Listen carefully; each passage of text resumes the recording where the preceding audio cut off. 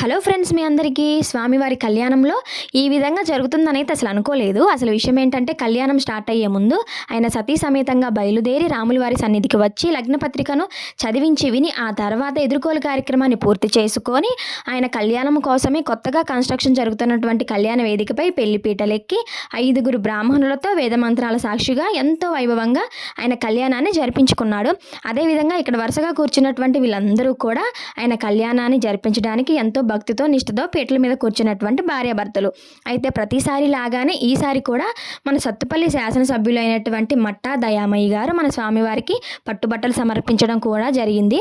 అయితే అన్నదానం విషయానికి వస్తే ప్రతి సంవత్సరం కన్నా కూడా ఈసారి మాత్రం అధిక సంఖ్యలో భక్తులు హాజరై అన్నదాన కార్యక్రమాన్ని ఎంతో విజయవంతం చేశారు.